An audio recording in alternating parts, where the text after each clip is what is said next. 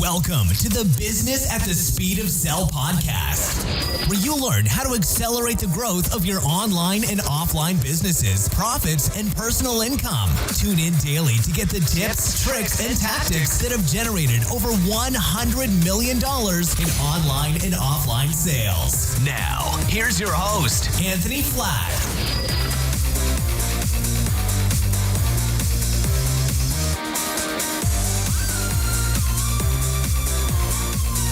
I'm Anthony Flatt, and you're listening to Business at the Speed of Sell podcast.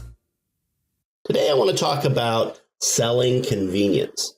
Now, when I talk to people about building a product and they're out there researching their product and they say that there's information about this out there and there's information about that out there, and I've already put all the information out on my blog, so how can I create a product out of it? Or it's already out there, everybody's already talked about everything that I know about. That's probably true, and there's probably a lot of product out there about everything and anything. The difference is to build a good product is not necessarily coming up with the most unique thing there ever was, or coming up with something nobody knows about or nobody's ever heard of. It's really about convenience. And what people will pay for and what I'll pay for and what the general public will pay for is making something easy. If you're interested in, let's say, creating podcasts, would you rather spend days, weeks, or months scouring the internet, watching YouTube videos, downloading programs, reading articles, visiting blogs, or would you rather pay $9 and download a 15-page eBook that says step by step, this is what you do to podcast?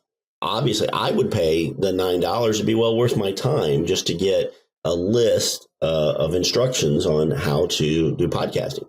So anything that is worth doing, there's probably somebody willing to pay for the convenience of having that all summarized, have it put in a checklist, have it put in a bullet format, have it easily explained to them. A lot of times when you go out and start investigating a particular product or service or something that you want to learn how to do, you're going to find some people that have some very extreme beliefs on how that thing should be. In audio and video is no exception. It's probably one of the areas that there's so many of the audiophile guys that it's got to be a certain way.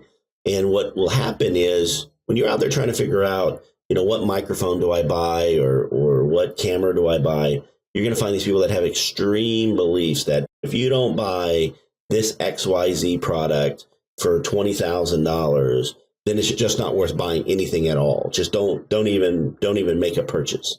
And I think that tends to be, pretty extreme, pretty off to the left.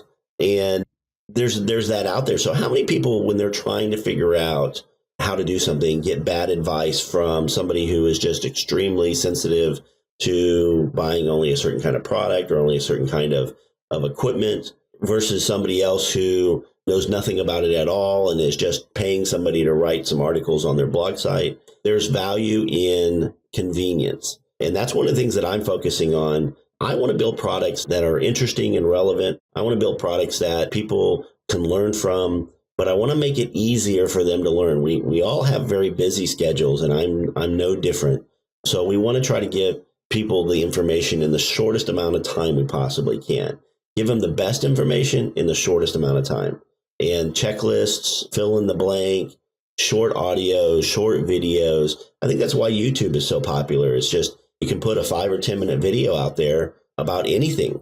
And the challenge with YouTube that I have is I have to watch about 40, 50 videos to find 4 or 5 that were worth watching. And so that's an enormous waste of my time. So if somebody were able to go and tell me, go watch these 3 videos on this particular subject, or they recreated their own version of those 3 videos, that would be valuable to me.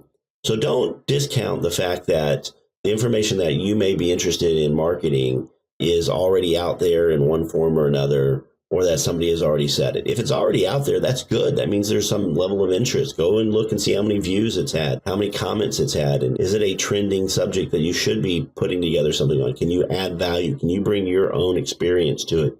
Can you bring a special spin or a different take? Can you bring the mom's point of view? Can you bring the businessman's point of view? Can you bring the insurance agent's point of view? Can you bring the 17-year-old high school kid's point of view? There's always value in being able to deliver that content in a easily consumable way that is quick and valuable.